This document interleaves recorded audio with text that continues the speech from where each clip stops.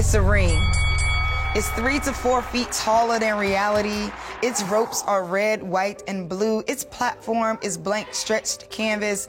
Commentators say it's built for a man. Promoters say there's room for my competitor and I. There's gloves and coaches and centers and punches, strategy, knockout, blood, sweat, and tears. Entrepreneurship is a boxing match. We, the women, know how to stay light on our feet. We slide through insecurity. We shuffle through sexual harassment. Me too. We dip and block, duck and land. Then suddenly, the predefined role of woman calls our name.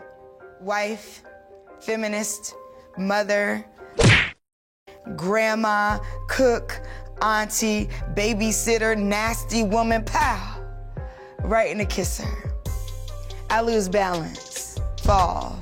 Face against platform. I heard my ego crack when I realized that my male competitor has more mirrors in his dressing room. Commentators say, you're a woman, this is not your place. The referee counts down. You don't belong here.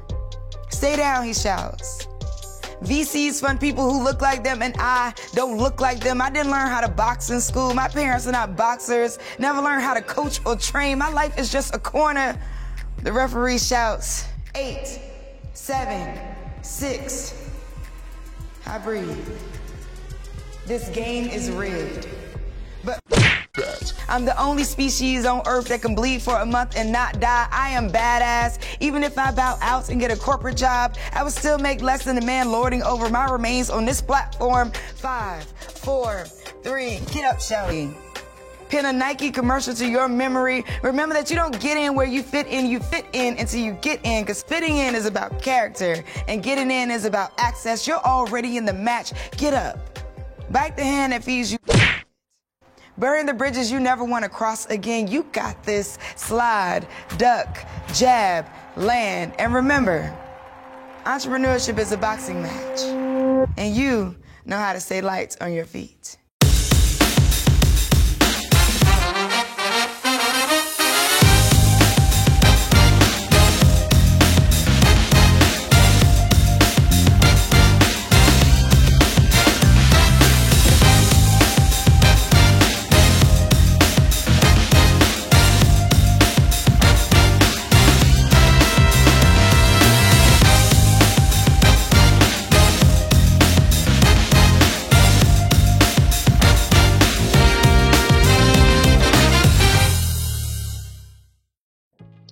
Welcome to the Black Girl Ventures Pitch Competition. I am Takia Ross, CEO of Accessmatize, and you are watching the BGV TriNet Pitch Competition.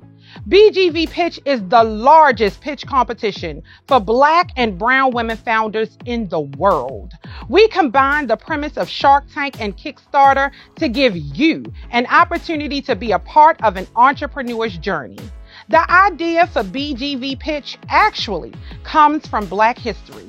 In the early 1900s, during the Great Migration, white landowners raised the rent, and Black people threw rent parties to raise the money to keep them in their homes.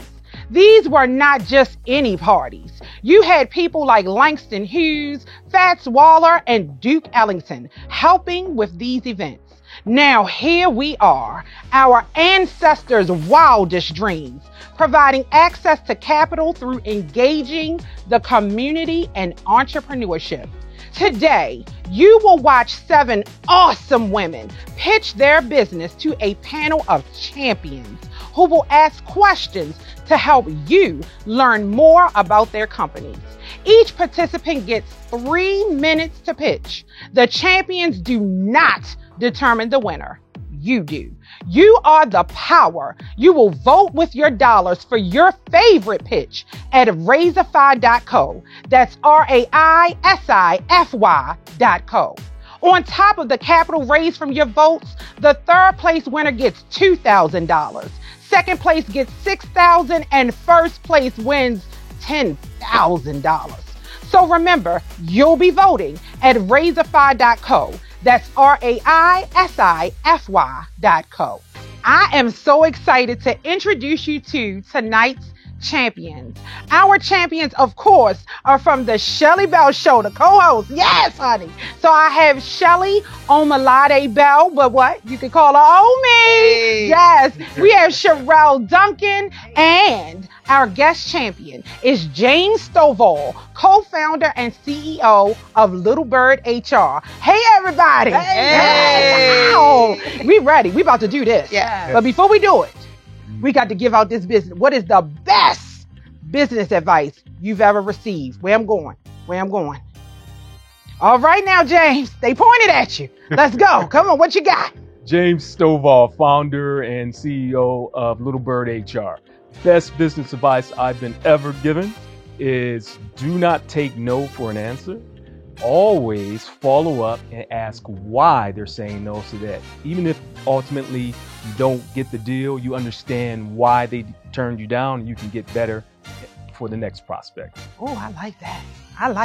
All right. I looked at you. I know you look Come at me. on. I'm Sherelle Duncan, CEO and founder of The Good Thick, and the best advice I've been given is to know your worth and don't sell yourself short. Now that's a good one. That is okay. I'm Shelly Omilade Bell, the founder and CEO of Black Girl Ventures. And best piece of business advice I've received is to not just focus on customer identification, but to go deeper and actually focus on customer discovery. So it's not enough to say like, oh, they are Black and they're, 18 to 25, but like, what were they doing yesterday? Oh. Like, how do you enter into their journey? Oh, I like that. I need Right? to enter into some journey. Yeah. I think mine is to hire for my deficit. So instead of trying to learn, everything, hire for where I fall short. So somebody who's a subject matter expert can do with that, and I can work on what I'm good at. That's a good one. Oh, look at that. I found it. That came up from my feet. Yeah.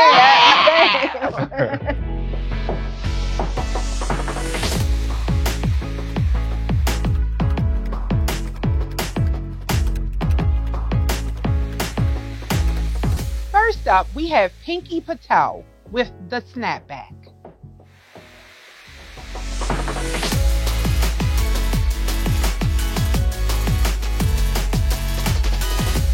Hi, I am Dr. Pinky Patel, CEO and the founder of The Snapback.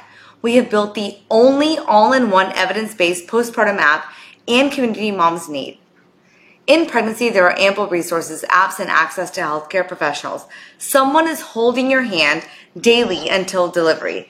Imagine jumping off a cliff while holding someone's hand and then you let go halfway and then you end up with the baby. This is postpartum. The average time between delivery and the first postpartum visit is 6 weeks, which is actually a long time if you've had daily support. 40% of women don't even make it to this appointment.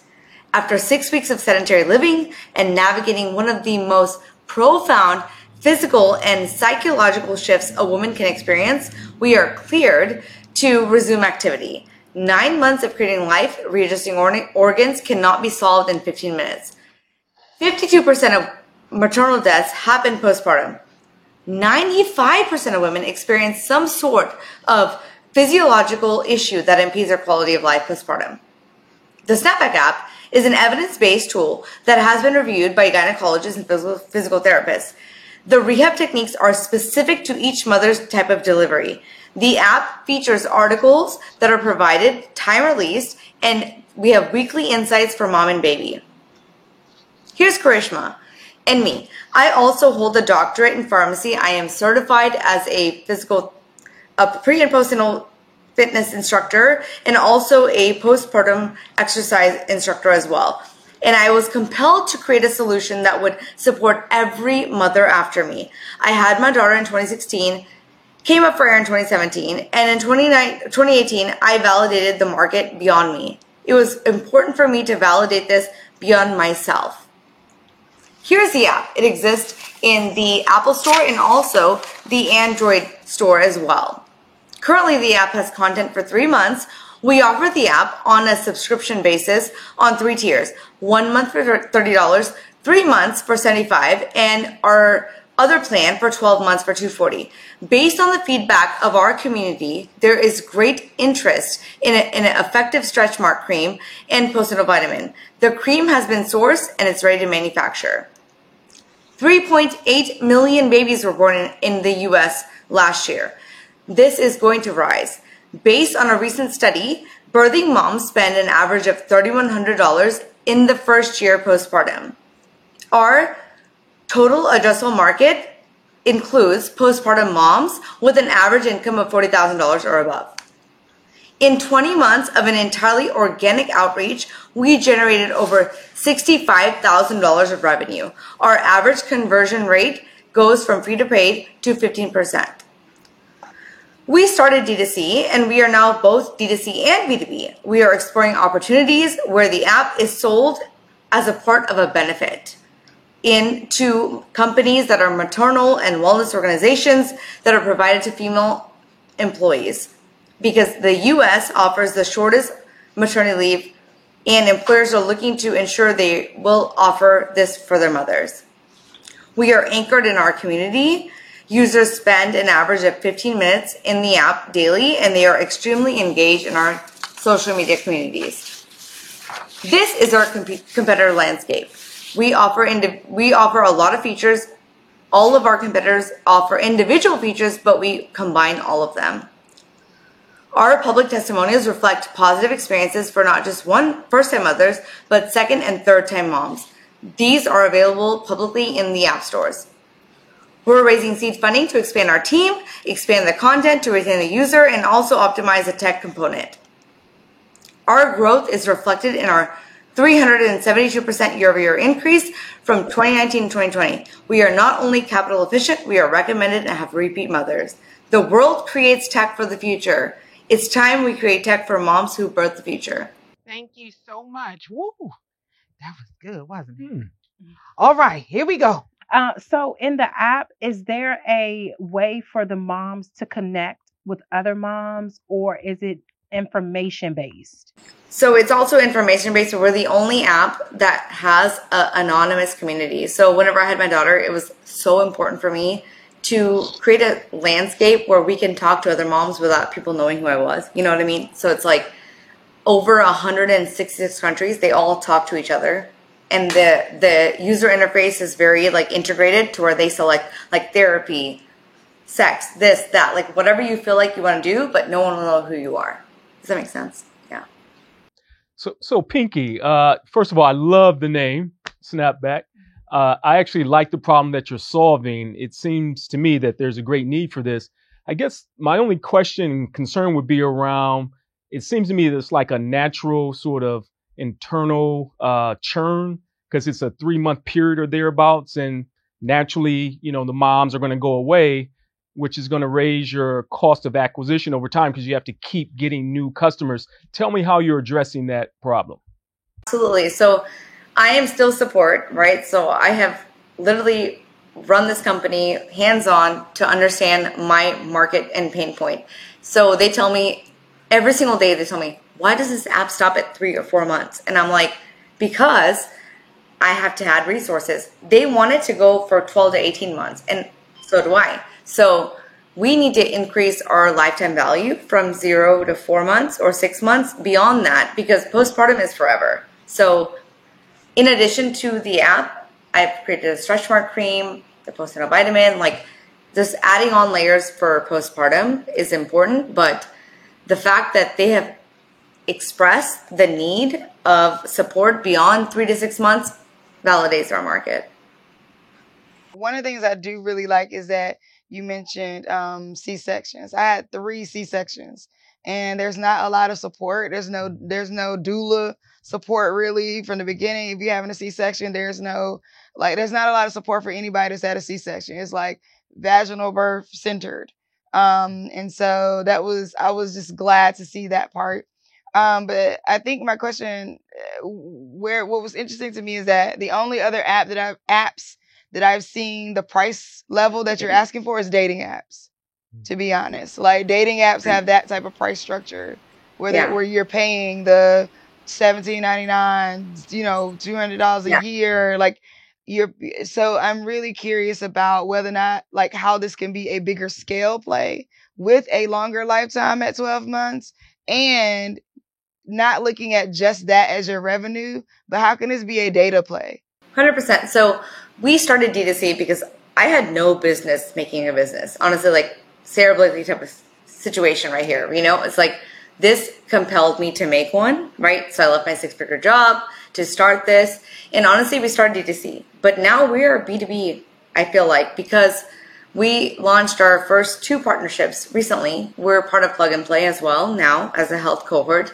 And BetterHelp is a therapist, like they're an online therapist kind of virtual platform.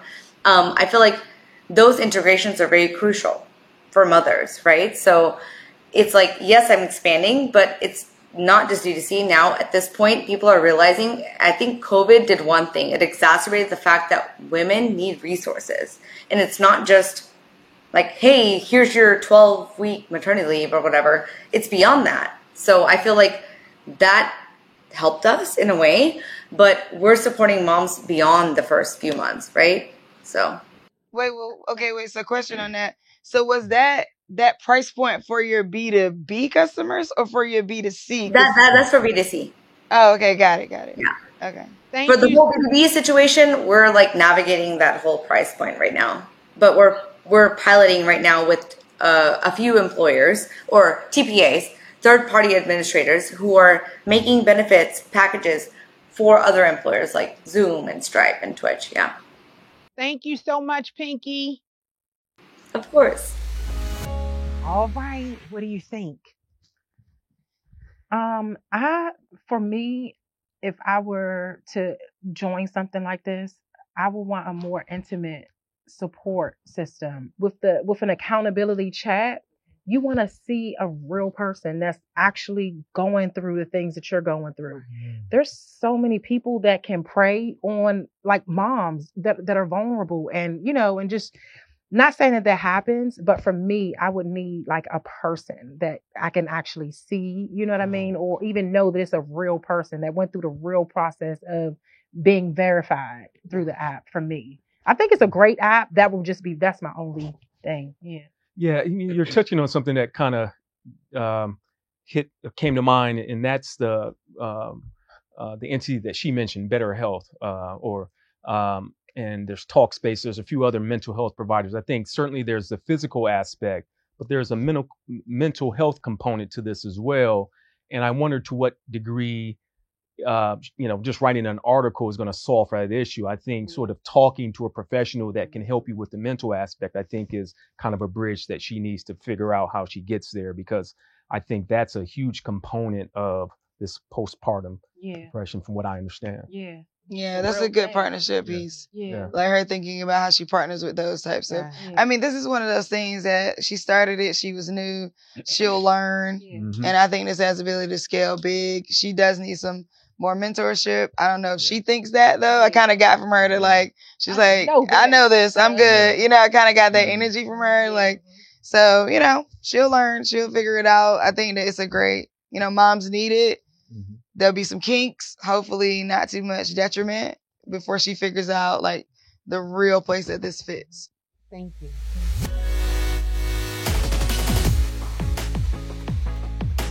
To vote, visit Razorfy.co and select today's event. Enter your donation for the pitches you love and click the donate button to proceed to checkout. Review and confirm your donation once more by tapping donate. And finally, key in your payment info to cast your vote. Voting will be open for 7 days. And remember, there's a $5 minimum for your vote to count. Your donation keeps a Black or brown woman in business. You are changing the world with Black Girl Ventures. Next up, we have Lauren Hayes with Royal Nation.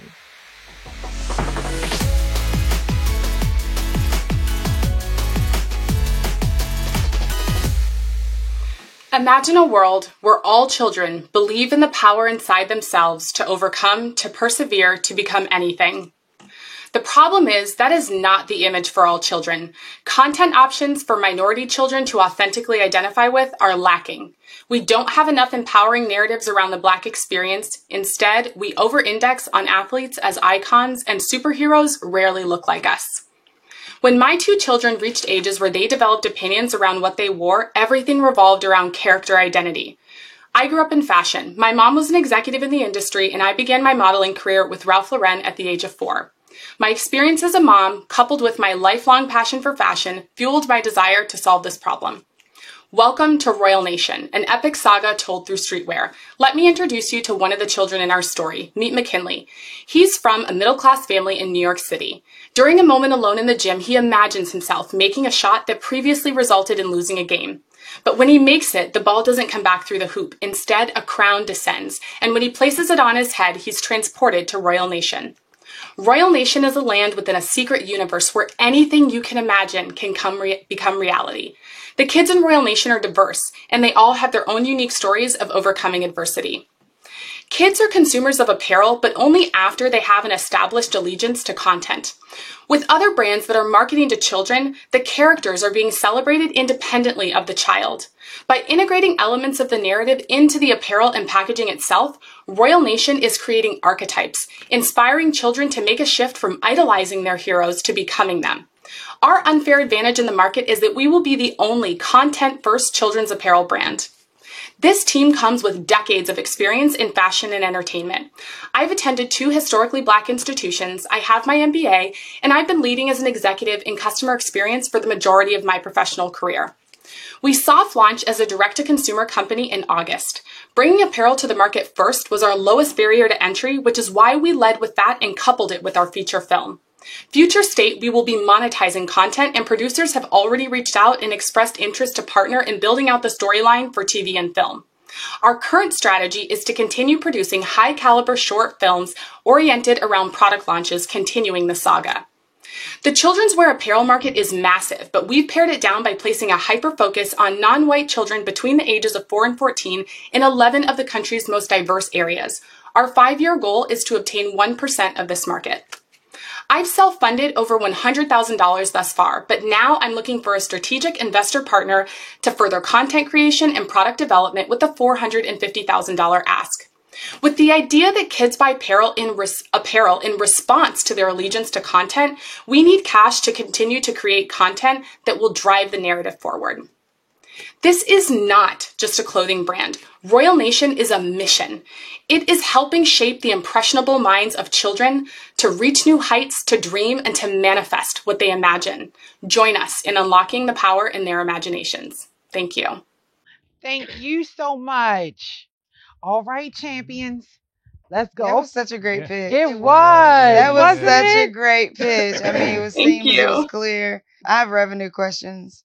I think it's interesting because the primary customer for the clothing that you showed us is the parent. Is there a way to couple like the seriousness you want to portray, but also with this like new age Gen Z, I want to follow that model that does not have to do with the characters that you talked about? I wonder, like, is there an intersection there between like what you're trying to portray and how the kids view it, or do you just want to primarily go after the parents? What I have noticed with children is that they actually have a pretty sophisticated thought process around characters and identity. And I have, if you were to watch the film that's on our website, our feature film, you'll see that there are actually creatures integrated into the story that are not just humans. So it does kind of play to the interest of children that like to have parts of stories that aren't so serious. The reason why we took a more sophisticated kind of real life approach to the content is because we knew we had to address a real problem that needed solving, which was a more relatable hero for children to identify with, especially those who are Black, brown, and multi-ethnic, to really see themselves in characters and in hero stories. There are elements as we continue to build out the story that will be revealed that really do play to maybe a younger audience interest. But we did want to keep the brand relatively sophisticated, especially kind of playing into some of the nostalgia for parents that have followed storylines and narratives like this before, but really add some realistic elements into it. So certainly in the future, we want to be on YouTube. We see the opportunity there. Ads on YouTube will be really important for us here in the very near future because kids are consuming content on that platform. Lauren, love the pitch. cutest kids in the world besides Thank mine. you. So my question is around, are you starting to see more boys than girls, or vice versa? Give me a sense of like gender here, and then also the interplay on age, because to the degree that you have sort of these preteens, they may be making decisions for themselves, and they tend to make decisions based on fashion wise different than, say, a 4, 5, 6-year-old. So maybe if you can address those two issues for me. Yeah, so the sweet spot for us in the age range of 4 to 14, and I will tell you the two ends of that spectrum are actually test markets for us. So 4 years old, size 4, 5, size 14, those are really tests for us. Our kind of sweet spot is a 10-year-old. Kids generally will want to buy what they see older kids wearing, and it doesn't work really in the reverse. So we knew that bringing something to the market, we needed to really prioritize the interest and style of a 10, 12-year-old, because younger kids always want to kind of be like older kids. And so that's why our imagery is largely around kids that are 10 and 12 years old. If we had imagery with 4 and 5 and 6-year-old, it would not attract the preteen and the young, 10, 12-year-olds. So that's why you see the pictures and the lifestyle shots and the imagery in that way. And even the children that are in the narrative are around 10 years, 8, 10, 12 years old. And what we are seeing is that parents who appreciate fashion and style also have a real appreciation for kind of gender neutrality with clothes. First off, it's just economical, right? Like I save clothes from my son so that my daughter can wear them when she gets older, especially if they're quality and that works and they haven't fallen apart by the time she gets to the age where she can wear them. So I really prioritize gender neutral styles so that kids it doesn't have to be so binary. They can make those choices, and parents can feel free to kind of share between siblings. So we are seeing that both boys and girls alike are equally interested in the brand, and parents are telling me that it's appealing to all of their children, no matter the gender. Thank you so much. Thank you. I appreciate your time. Oh, you're welcome. All right, champions. So I was wondering if she had any testimonials from children. I would love to see how children feel about the brand. I would love to see that. Yeah, she didn't have much about revenue either, but I think it still feels new. I just was thinking like, well, where would this enter into Skylar's day? Because I think, there's a couple brands out there that have figured out how to promote to the children while promoting to the adult, right? Which, McDonald's may be a good one. It's food, it's not fashion, but this idea of like, it has this food has a toy in it. Right. And so the kid is like toy, right? This place has a playground. The kid is like playground. I don't know. I mean, I do like this. I just wonder where it would enter into Skylar's day. If it's not on YouTube or TikTok, she's not going to see it. But that's where I thought we would see the video. That's why I thought that the video would be on YouTube because that's where and I know my son is watching those shorts. Yes. Like the really quick, and I think if that was somewhere where they were, the children would pick up on it and see it. And I know my son, even at 9, is telling me like, "Mom, I like that. Can I have that?" And I think that's where it would be. Yeah. Yeah. I do like the mixture or the combination of the content and the apparel. Fashion is so fickle and it changes. And so I wonder from a cost perspective, how does she keep up with that? Yes, that's good. That's true. Next up, we have Tamika Bland with Limitless.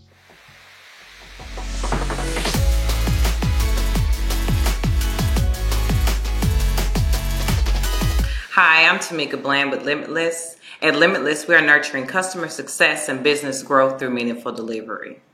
I wanted to take a moment for you to get to know me, not as a wife, a mother, or an entrepreneur, but a passionate woman with a desire to change my community.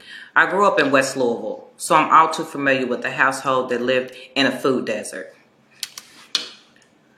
Louisville was ranked number 6 in the nation for food insecurities. So during the pandemic, I realized that there was a great need for businesses as well as customers to obtain food for delivery. Limitless is a tech-based delivery company that connects consumers with fresh produce, groceries, restaurants, and more. And through our delivery app, we will offer affordable fees, convenient mobile ordering, fast delivery services, as well as accepting SNAP benefits. Simply download our app, order from your favorite business, and get it delivered right to your doorstep. To date, we have signed 11 customers to our B2C and 10 to our B2B, with a revenue generated of close to $40,000. We are targeting all 9 neighborhoods of West Louisville. 28% of households in West Louisville don't have access to a vehicle, so that's where Limitless is there to combat the food insecurities. Our total available market size is a little over 1 million residents, and we will be servicing 3.56% of those residents, while our B2B side will help us scale to grow to reach 617 of our serviceable addressable market. These are some of our competitors. While I know this is not new, we will be targeting smaller areas with faster delivery, accepting SNAP benefits, and partnering with local farmers. We'll be able to reach our customers through our text-in app, radio ads, news releases. Our merchants will be contacting their customers as well as letting them know about our services and through social media. We'll make money by offering our customers on the B2B side a monthly fee of $300 to $900. And on our B2C side, our customers will pay delivery fees and our merchants will pay commission fees of 15%. I'm Tamika Bland, founder at Limitless. I'm experienced in no-code app development as well as running multiple businesses. And here's some of our advisors. To date, we have raised $65,000.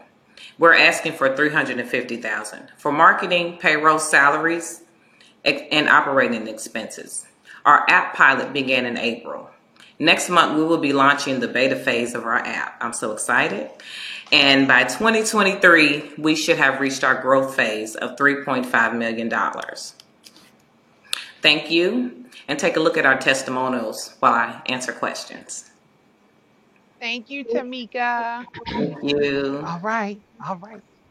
I think this is great. I do have, I know that Instacart, one of your competitors, just started to accept SNAP benefits, and they also started to venture out. How do you anticipate competing against them, with them reaching out to more people in areas that they weren't going to, and with them also starting to accept the SNAP benefit? Well, last that I've learned, that was just a pilot that they went through. I'm not sure if they're going to launch it again or not, but we're using a lot of local farmers as well. So with the farmers that we have on board and that we're partnered with, we'll be able to actually reach more people. I don't know if they have any connections with farmers. I haven't really seen anything where they have, but with our partnerships with Kroger, which we have been communicating with, I believe, and I'm sure 100% that we'll be able to access more of the community with that. And also we're Black owned and we're local. So we'll have that relationship with those local farmers as well as different like corner stores and businesses and farmers markets. Tamika, I love the fact that you're local, the geography, the people probably in some cases. And I actually love the fact that you are approaching this from the standpoint of the SNAP benefits, which I think was unique until potentially not so much. But tell me a little bit about the B2B play. I was a little confused about that. I saw the price point, $300 to $900 or so. I don't quite get that aspect of the business model. Can you explain? Yes, I do apologize. That was a part of my pitch, but I kind of skipped over that. But during the development phase of our B2C on the app side, we had reached out to those businesses that we had already partnered with and had signed on to see what other services that they wanted. And a lot of them were like, okay, it's really hard for us to leave the business to obtain the things that we need. So we provide services such as going to pick up bulk groceries and bulk supplies for them so that they can run their businesses. Got it. Yes, I do apologize about that. Yeah, that's fine. Yeah, well, I'm glad to see you in this space. There's I do the hyper local piece of it, I think is key. I was kind of so you have drivers as well. So do you have a fleet of drivers already? I think the On our B2B B2B side, yes, we do. Okay, so you have drivers on the B2B side, but no drivers on the B2C side? No, we will have drivers on the B2C side once we launch. We will be launching just a few businesses at a time, just to make sure that we have enough drivers to combat those areas. And you mentioned $40,000 in revenue. Yes, Where did that come from? that came from the B2B side. Okay, got it. So if you have $40,000 in revenue on the B2B side, that sounds like a really good play. Why go Yeah. B2C? B2C was the initial start of the business. Like, it was all about the app in the beginning. And as we waited, we had already kind of put Limitless out there. So we figured that helping the business owners combat their issue that they had, it was kind of a no-brainer. But Limitless is the baby. You know, the B2C side is, we definitely want to combat the food insecurity problem. So that's kind of why we are sticking to the app side. Both sides are going to make money, but ultimately, when we reach our growth phase of 3.5 million in a few years, the two sides collectively will be able to create that revenue. So wait, I'm sorry. So the B2B side and the B2C side are not on the app. So B2B is not on the app. B2B is not app. It's just business to business. Okay. Yes. And B2C is the app. Yes. That's what I'm pushing today, the app. Thank you so much. Thank you. What do you think? What are you thinking? The not being able to go into the neighborhood thing for like an Instacart, I didn't quite understand. I don't know if that means like Instacart drivers don't live over there or something, or It's like a range. Like they have areas, Yeah. And certain areas don't have Instacart, or, Grubhub services only these. I have a friend, well, cousin that lives like in a wooded area and also has EBT. And Instacart goes there. Instacart wasn't going there at first, Right. but Instacart is starting to broaden their areas and also taking SNAP benefits. That's why I asked her, how are you going to compete with that? Because to my understanding, it's not a trial run anymore. It is something that they actually do, that they're actually broadening places that they're actually delivering to, and they're taking EBT. So that was my... Yeah. I think you're hitting on kind of the issue that I'm grappling with as well, which is, it's like a classic entrepreneur's dilemma. Like, you see an opportunity. The question is, can you get there quicker than the big guys and gals, right? And I'm not so certain that she's gotten there in time to sort of seize that plot of land. And I think the bigger guys and gals are going to come in and But I think she got there with the B2B though. That's what I was about to say. the She B2B, is I think that's a huge thing. She's not focused on any, like, she's moving away from it. But I'm like, wait. Stay What here. if you actually gave fresh produce to these stores in the neighborhoods that are food deserts? That's a total unique vantage point. Yeah, I think Because that's they an like opportunity. all of those have corner stores. They just don't have fresh produce. Or even what she was saying about picking up the items and bringing them to them. Like, I know I would love to have somebody come and pick up my bulk stuff and drop them off. So that's good.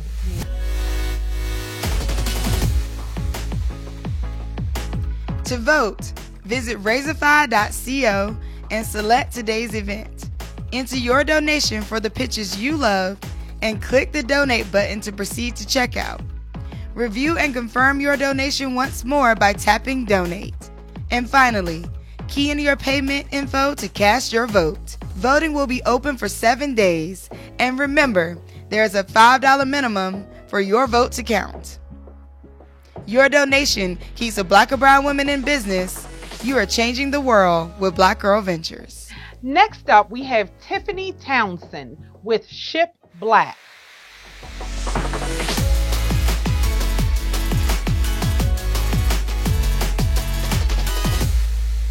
Hi, my name is Tiffany Townsend. I am the founder of Ship Black, while I help startups keep their numbers out of the red and in the black. I have over 20 years of experience in the mailing and shipping industry, and if there's one thing I know, shipping is not free.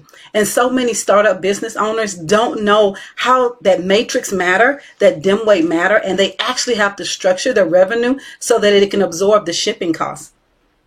Meet Kim. Kim is our first e-commerce business owner during the pandemic. Kim has a great product and a loyal customer base, but she had no clue how to properly pick, price, and pack her items to get to her customers to sustain herself during the pandemic. I've seen this scene play out over and over and over again during the pandemic. As e-commerce businesses rose over 60%, the knowledge that these e-commerce businesses had was little to none. Their businesses were suffering. My solution? To offer full service product fulfillment for these e-commerce business owners. We actually pack, ship, and handle all customer service, returns, and we have an emphasis on educate these e-commerce business owners so they will know how to properly structure their revenue. We make money through memberships, postage, fulfillment, storage, transportation, and of course, our signature Ship Black University. Who is our competitors? Our competitors are Amazon, Wish, Walmart, and the leading e-commerce product fulfillment in the nation is ShipBob, FedEx Fulfill, and ShipMonk. The difference in what sets us apart is that these big businesses have so many mailing restrictions that these small businesses cannot keep up. They can't meet the mailing requirements, and all of the hidden fees really tank startup e-commerce businesses. Our target market is small businesses in the Houston area, but we all know that good news travels fast. And so we're able to onboard 3 individuals worldwide that's shipping here in the U.S. with Ship Black.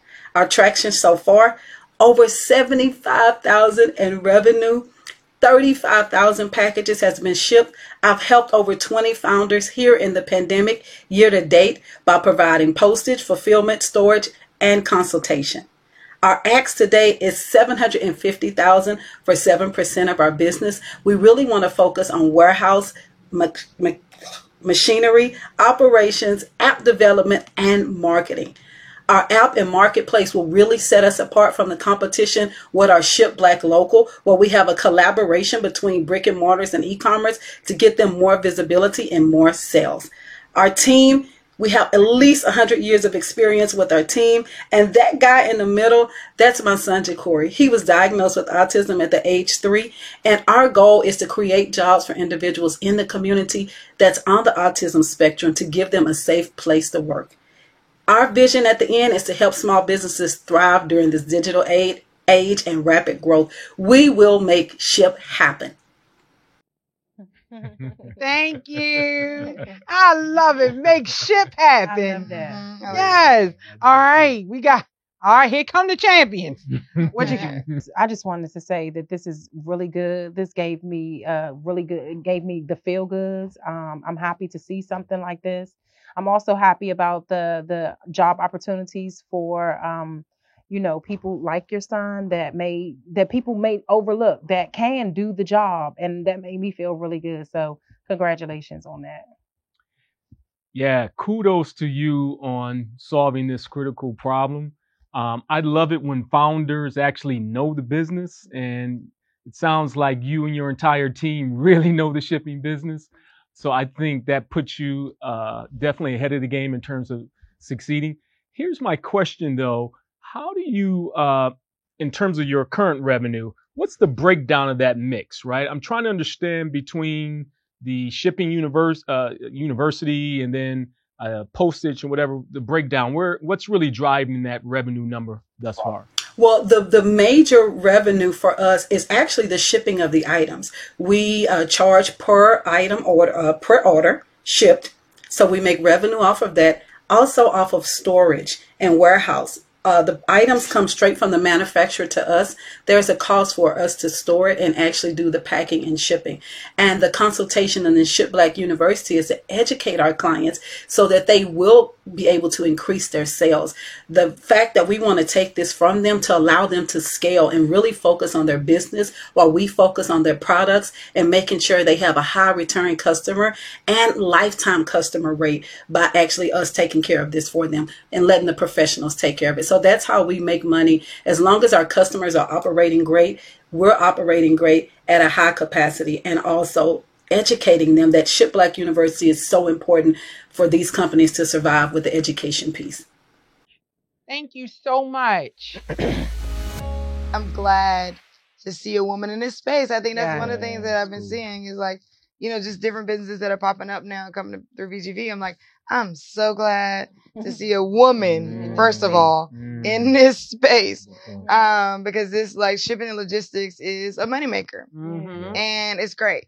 I will say I had a lot of questions around like the tracking numbers and the communication with the customer. And, you know, she didn't really break down much of the process of like, okay, you send your items to us. We store them here. You know, she didn't really talk about how much you charge per item. You know, how long do you store them? Do you do perishable items? Do you like I had so many questions. That's why I kind of just was a little reserved. I'm looking forward to seeing it grow. I love what she said, the last part that she said about how people that have autism, their strengths are like the small details. I was watching a documentary years ago, and they were saying how, you know, people with autism have their strengths are like our weaknesses, like just the small details. So I thought that was really good. That made me feel really good to see that. Yeah, I'm wondering about her actual customers, right? Where she's finding them, how she's finding them, you know, what that process is like, how much it costs to find them. And then also, I wonder to what degree she's starting to see some patterns in terms of industry. Is it, you know, all apparel, or, you know, is there an opportunity to do some, you know, produce or some other sort of perishable items? Like, so I'm interested in seeing where it goes from here. Yeah. Next up, we have Camille McGirt with Exta.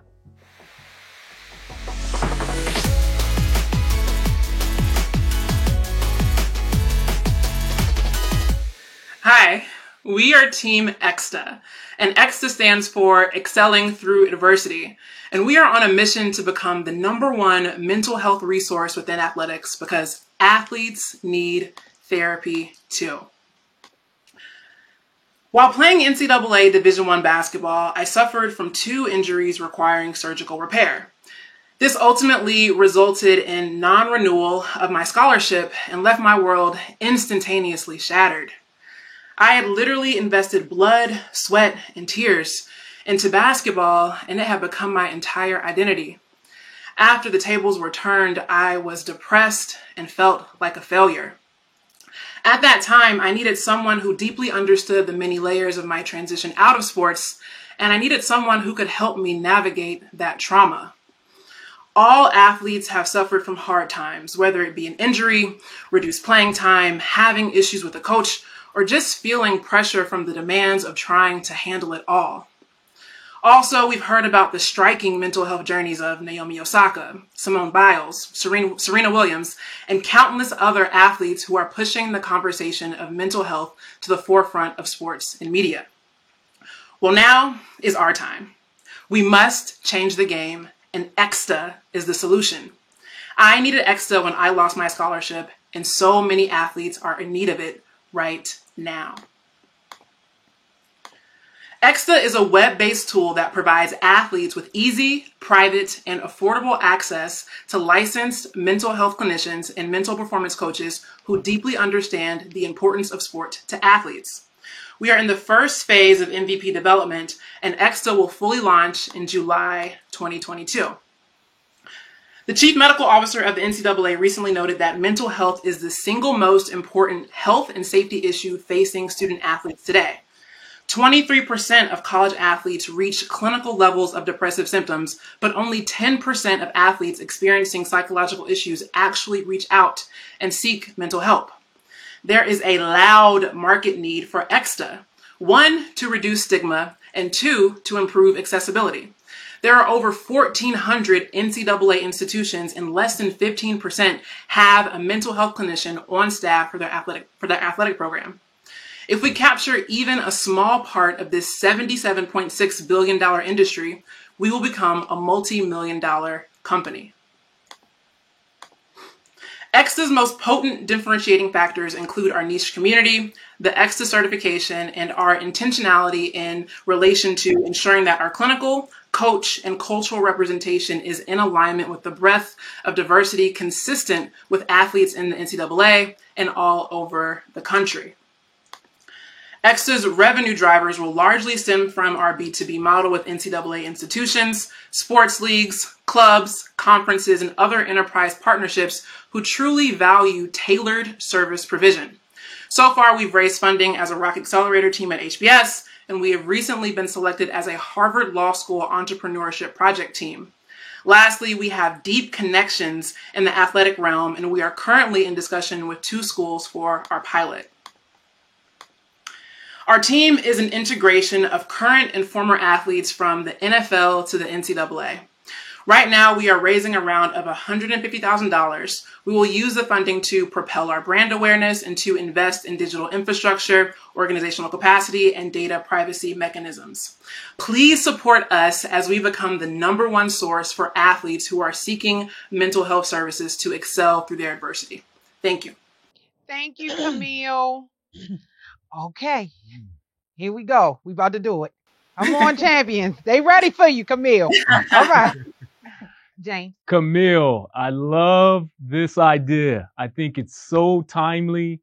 The very fact of the sports personalities, Serena Williams and others that you mentioned, I think brings it into public view.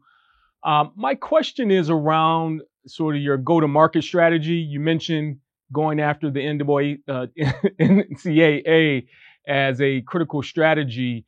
Do you want to operate at that level, kind of at the league level, or are you going to go after individual schools? And the reason why I raised that is, approaching education particularly has a long sales cycle. And so as you're, in your discovery phase here, I'm wondering which of those 2 approaches are you going to utilize? Yeah, well, right now we're very much in the exploratory phase, but the goal for now is for us to, kind of go into college athletics and then kind of reach outside of athletics. But for now, we really want to get that proof of concept within the NCAA, reaching out directly to specific schools, and then maybe, at the conference level. We believe that, these annual contracts with schools will be a large revenue driver for us.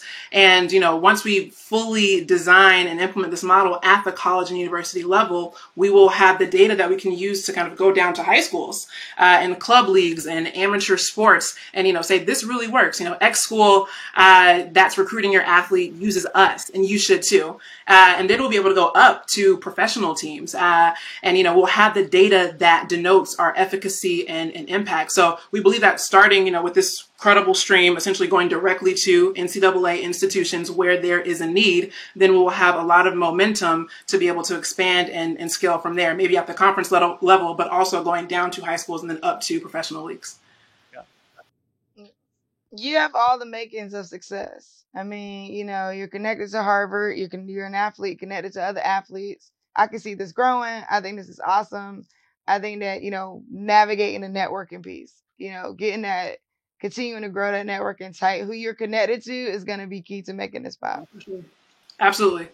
Agree 100%.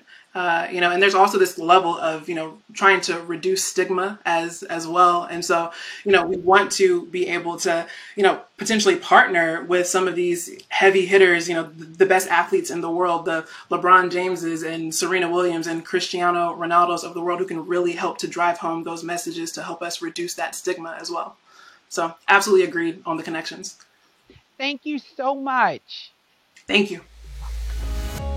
I'm glad when you asked her what you asked her, she went into going down to high schools. Yes. I was going to say, did she think about that? Because not only in college do, students prepare their whole lives. You know, you have kids that are playing in community, little leagues that are looking forward to going to the NBA or the NFL. And when they get to high school, something happens and now they can't play anymore. And that is very depressing. It's, you know, depression can start at any age, but high school, I think, is very important to provide that type of service so that when, you know, just to prepare them for what college may bring or what the world may bring. So I'm glad that she mentioned that she'd be doing high school too. I do think the biggest issue is speed. I think it's timely. I think she has the right sort of credentials. I think she needs to move fast to get that product, the MVP, the app,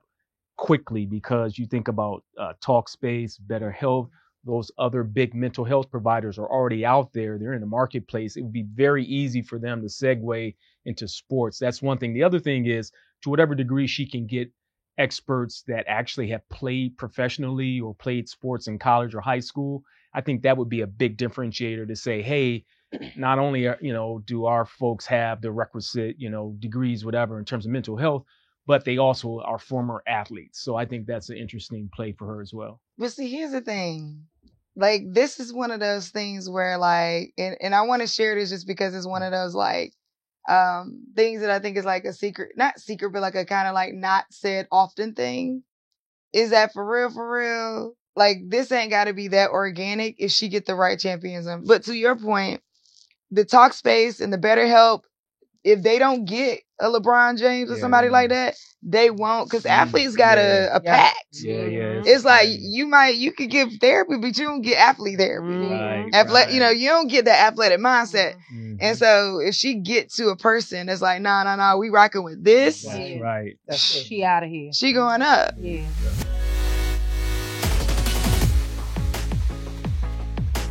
To vote, visit Razorfy.co and select today's event. Enter your donation for the pitches you love and click the donate button to proceed to checkout. Review and confirm your donation once more by tapping donate. And finally, key in your payment info to cast your vote. Voting will be open for 7 days. And remember, there's a $5 minimum for your vote to count. Your donation keeps a Black or brown women in business. You are changing the world with Black Girl Ventures. Next up, we have Danella Williams with Clevin.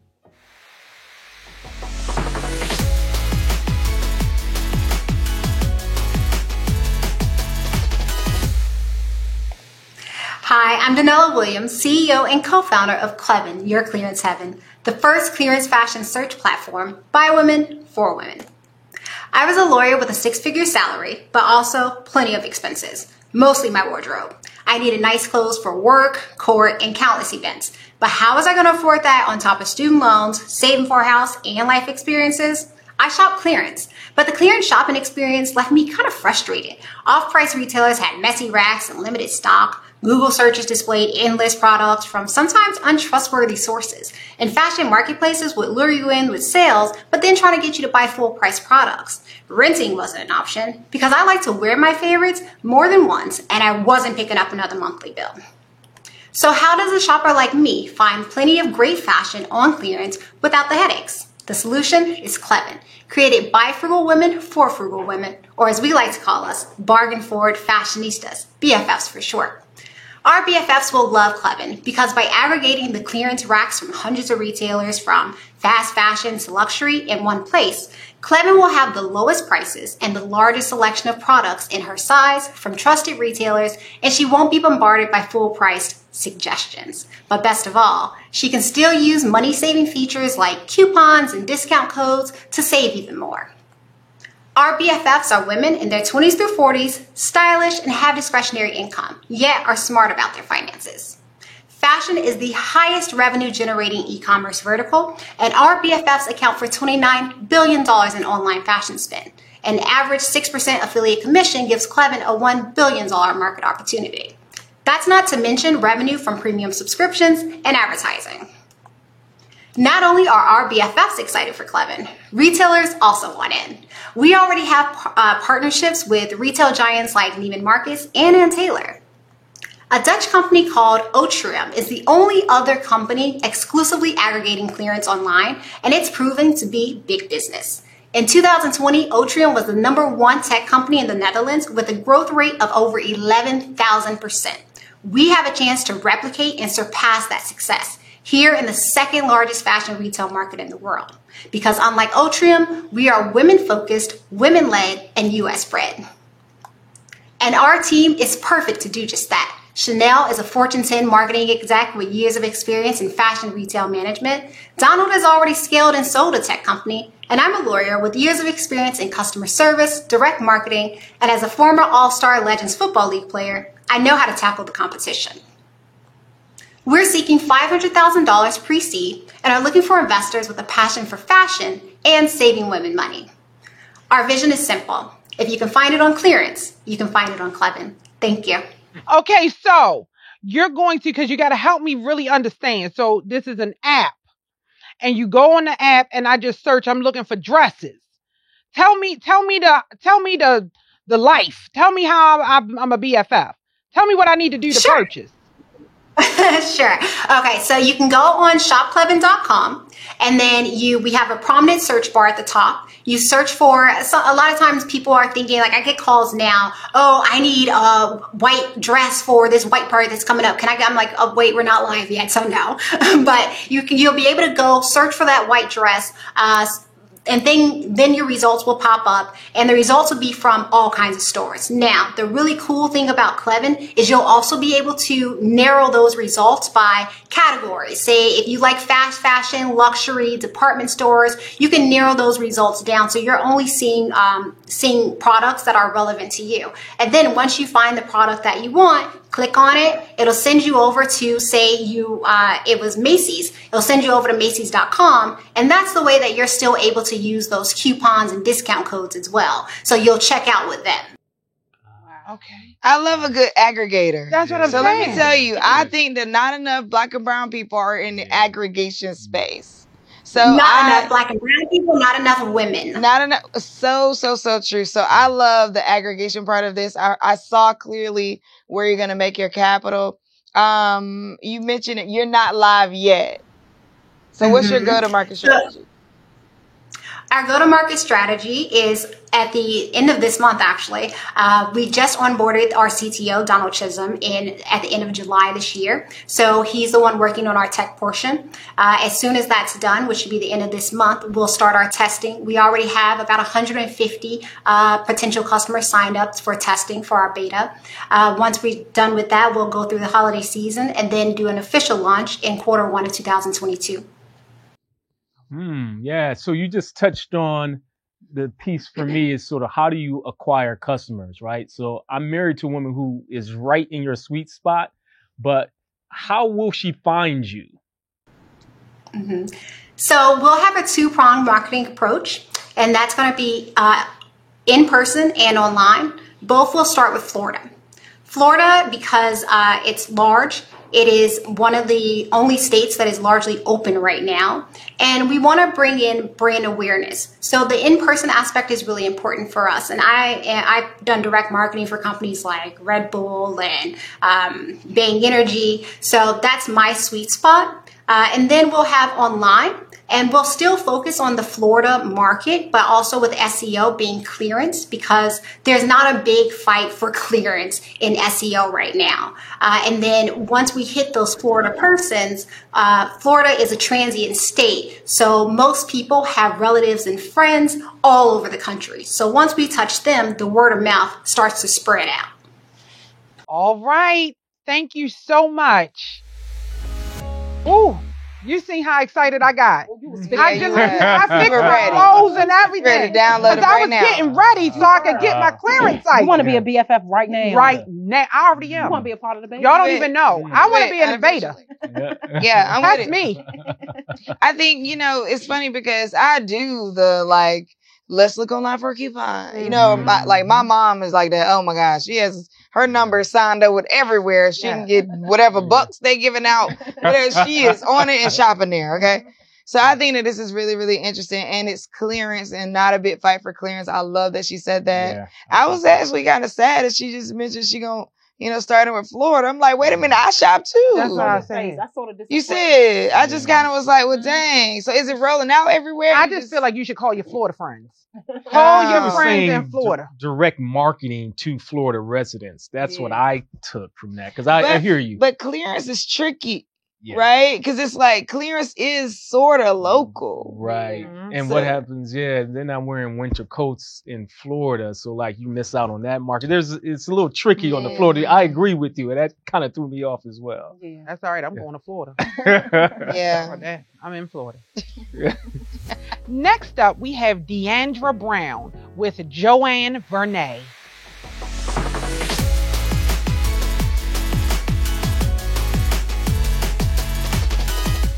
Luxury vegan footwear made from fruit? Joanne Vernay is on a mission to merge sustainability with style through our shoes made from pineapples. The problem is all around us, as the world's waste is contributing to natural disasters, climate change, and landfill mass, and fashion waste makes up a big part of that. Why fruit? Because traditional vegan leathers are pumped with polyurethane, and traditional leathers are wasteful and promote animal cruelty. Picture yourself inside of a Neiman Marcus. You're a luxury shopper and you're looking for biodegradable and vegan materials as you've recently gone vegan and you're supporting sustainability. But you notice that there's not a lot of options for high fashion, quality, and durable shoes. That's exactly why I started Joanne Vernay. I noted this void and I wanted to use a material that had the look and feel of leather, the weight of leather, and also the lasting of leather.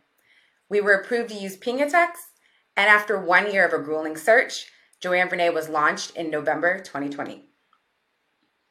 I decided to name this line after my mother Joanne, who's a fashion designer, and my late aunt Vernay, who supported my childhood shoe sketches, as a way to pay tribute and promote sustainability, innovation, and legacy.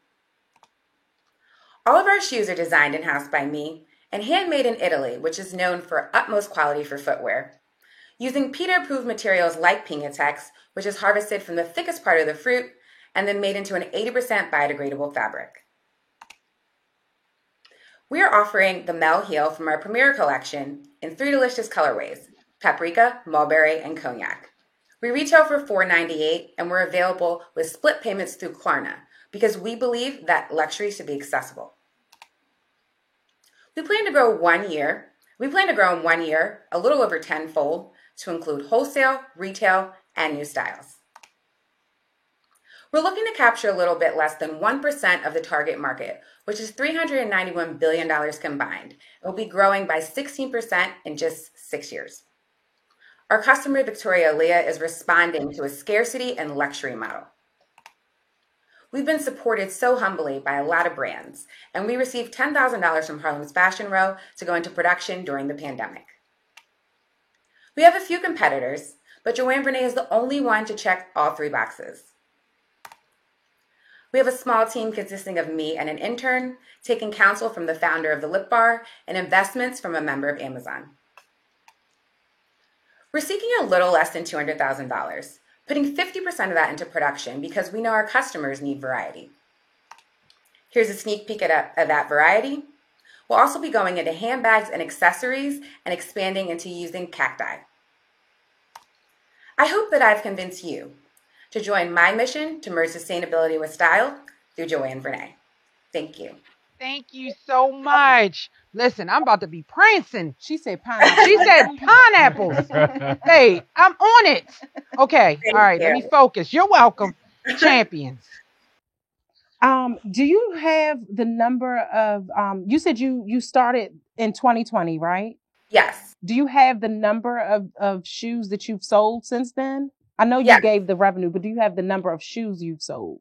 Yeah, so we've sold roughly 25 pairs and we only made 50, and that's because of our scarcity model. So that's how we're going to do our drops, and we'll probably double them or bring them back if the shoe does well.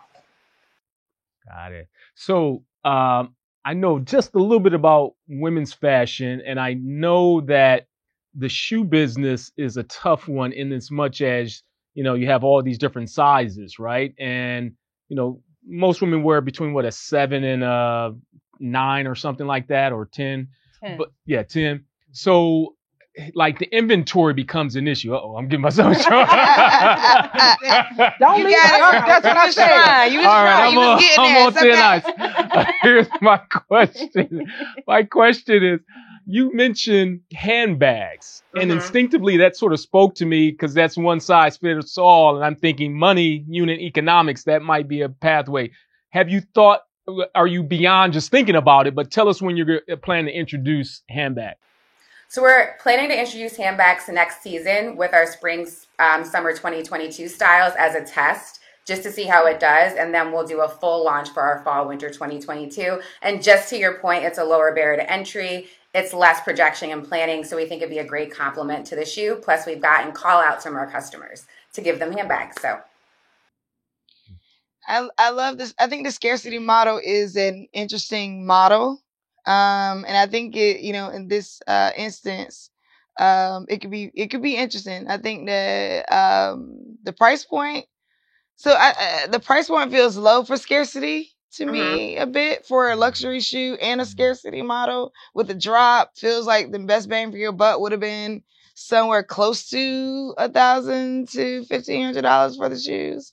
Where does this shoe need to be so that it can become a scarcity model? Because I don't know that it's a scarcity model yet. Right now, it just feels scarce to get them. But I just found out through you that they exist. And now I'm like, well, look, when's the next drop? How are you pushing into, everybody needs to know so that they can feel that scarcity piece when you do the next drop?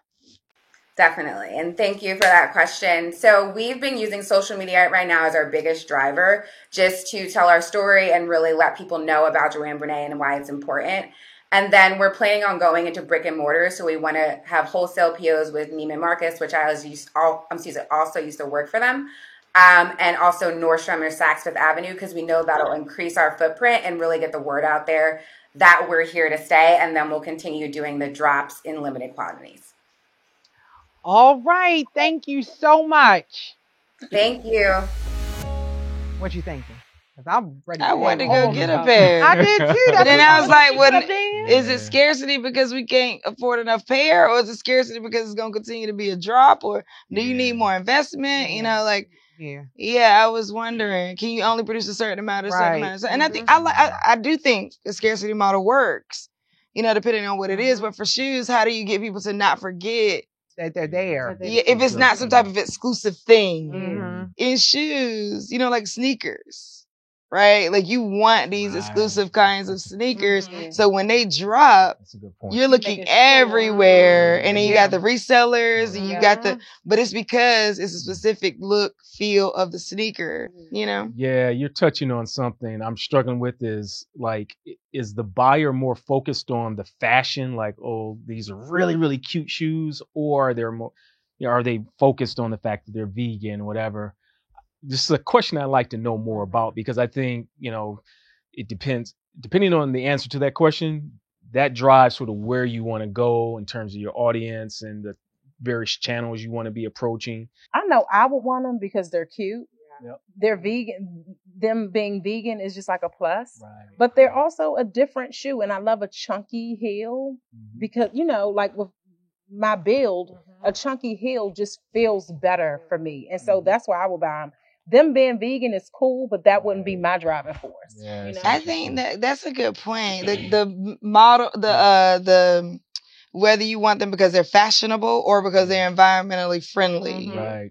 That's an interesting. I think scale. I don't know which one. Yeah. Scale for environmentally friendly feels like I want more biodegradable shoes in the world, and I think there's a whole slew of people who want that. That's true. And that's a unique vantage point.